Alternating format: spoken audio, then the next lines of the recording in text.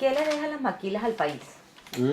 ¿Qué dejan las maquilas al país? Porque se están explotando. Nada, nada. Mucha destrucción, ¿no?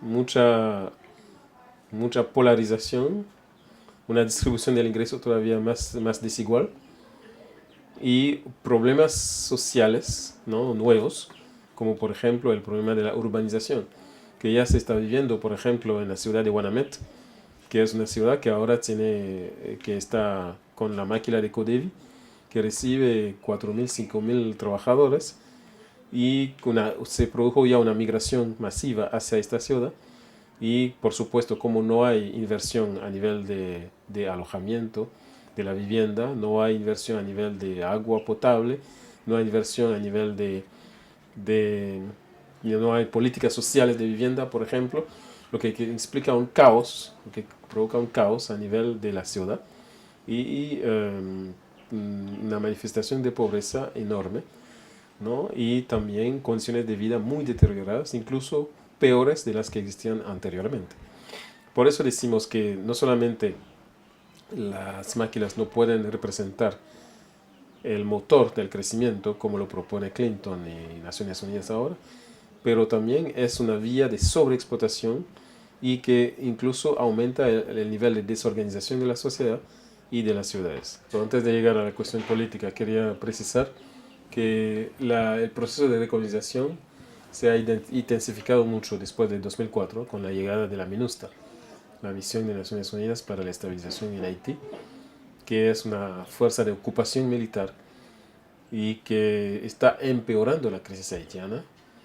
Si miramos los tres objetivos postulados en la resolución 1542 del Consejo de Seguridad de Naciones Unidas de 2004, los tres principales objetivos eran primero restablecer un clima de estabilidad y de seguridad, segundo realizar elecciones democráticas y tercero respeto a los derechos humanos. De esos tres objetivos nada se ha alcanzado, incluso podemos decir que estamos en una situación peor que antes de la llegada de esta tropa. Toda la cuestión de la estabilidad y de la seguridad no se ha producido, al contrario, tenemos ahora nuevas olas de inseguridad, a pesar que Haití es lejos de ser el país muy violento que se presenta a nivel de la prensa internacional, pero hemos vivido con la presencia de la MINUSTAH nuevas formas de inseguridad que no existían anteriormente.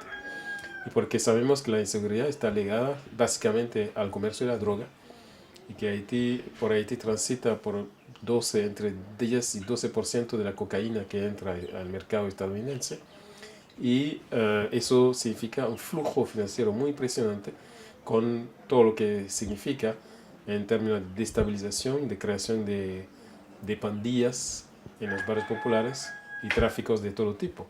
Y el tráfico de droga ha aumentado durante la presencia de la MINUSTAH. ¿No? Los niveles que tenía en 2004, ahora se habla del doble del volumen de droga que transita por Haití, a pesar que la MINUSTAH tiene equipos muy sofisticados de control de territorio, helicópteros, radares, sistemas de control de las aguas, etc. No ha disminuido el tráfico de droga, ¿no? Así que se puede decir que ese objetivo de estabilidad y de seguridad no se va a alcanzar si no hay una victoria significativa sobre los traficantes de droga. El segundo objetivo, que es las elecciones democráticas, podemos decir que estamos en un proceso de regresión, porque las elecciones del 90, las elecciones del 2000, las elecciones del 95 fueron mucho mejores desde todos los criterios en términos de respeto de la democracia, en términos de respeto de la voluntad del pueblo, que las elecciones organizadas el 28 de noviembre, que fueron una caricatura con fraudes monumentales y con una presencia masiva de las instituciones internacionales, porque la OEA y la ONU tenían responsabilidad concreta en la gestión del proceso, incluso a nivel de la logística, la organización de la lista electoral, que fue uno de los elementos básicos del fracaso, y todo eso fue gestionado directamente por la OEA y por Naciones Unidas. Así que estamos en una situación donde el proceso electoral es mucho menos democrático que lo ha sido anteriormente, ¿no? Y las elecciones del 28 de noviembre fueron totalmente antidemocráticas, se caracterizaron por un absenteísmo de más del 80%, solamente votó 20% de la población electoral. En algunas regiones la tasa de votación fue solamente de 6% y fueron elecciones donde se ha excluido el pueblo haitiano, porque 14 partidos políticos fueron excluidos por el Consejo Electoral y la voluntad era muy clara de excluir al pueblo y los representantes del pueblo de ese juego electoral.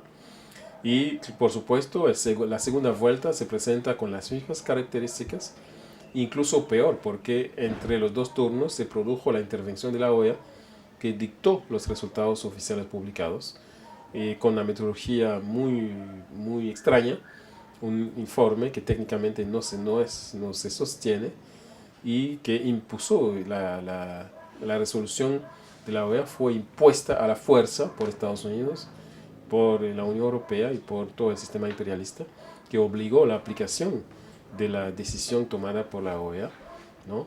Y utilizando incluso amenazas directas contra los dirigentes haitianos, revocación de visa, etcétera, ¿no? Congelación de fondos, como saben.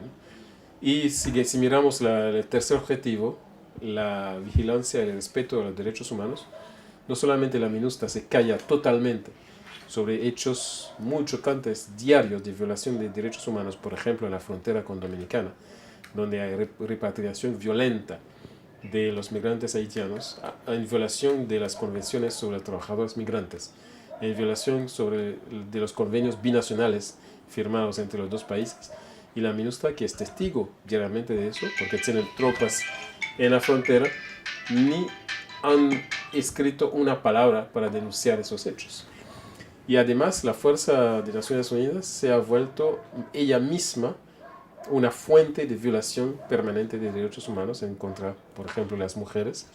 Y hay ese hecho que se produjo en el 2007, donde 114 soldados de Sri Lanka fueron acusados y fue comprobado de violación masiva en contra de jóvenes, niñas, en un barrio popular de Marchesa, violaciones sistemáticas y masivas, y la dirección de la MINUSTAH decidió repatriarlos hacia Sri Lanka, y hasta ahora estamos esperando el proceso judicial. Ese fue totalmente impune, y la población, a pesar de que centenares de jóvenes tienen su vida totalmente destruida por esos hechos, todavía no hay ningún proceso judicial. Es decir, que la presencia de la MINUSTAH no solamente refuerza la cultura de la impunidad, pero destruye también todo el proceso judicial y con la ausencia total de respeto a los derechos humanos, incluso de la población haitiana, derechos económicos, sociales y culturales. Y también el hecho más significativo de eso fue la ola de cólera, porque sabemos que la cólera es una enfermedad desaparecida del territorio haitiano hace más de 100 años y que fue reintroducida por tropas de Nepal que pertenecen a la MINUSTAH, y hubo una violación directa de las normas establecidas por Naciones Unidas en la gestión de los campos y el tratamiento de los desechos humanos. Y utilizaron el río Artibonite para vaciar sus desechos humanos y que causó el cólera. Está muy claro, el expediente no hace ninguna duda. Todas las pruebas hechas por organismos de Estados Unidos y de Francia establecen que el cólera, el tipo de cólera que se manifestó en Haití fue importada directamente de Asia y que no existe en el continente. Y a pesar de esa responsabilidad directa en la introducción de la enfermedad, a pesar de más de 4.500 muertos, a pesar de más de 200.000 afectados por la enfermedad, Naciones Unidas no mostró ningún dinamismo para luchar contra la enfermedad.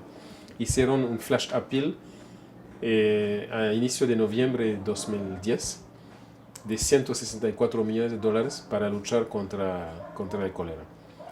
Y hace 3 semanas decían que habían recogido solamente 25% de esa suma, lo que quiere decir que no tienen la plata para luchar contra el cólera que ellos mismos introdujeron. Pero fue muy fácil encontrar los $865 millones que cuesta el mantenimiento de las tropas en Haití anualmente. Es Así que eso, ese contraste muestra muy bien el carácter inadecuado total de esa presencia y el carácter nefasto de esa presencia, y por eso el pueblo de Haití reclama el retiro inmediato de las tropas, y consideramos que es una vergüenza que países del ALBA como Ecuador y Bolivia tienen tropas en este mecanismo de dominación imperial. Paraguay. Paraguay, pues, No es de la UNASUR. no es de, sí, no es De de la la UNASUR.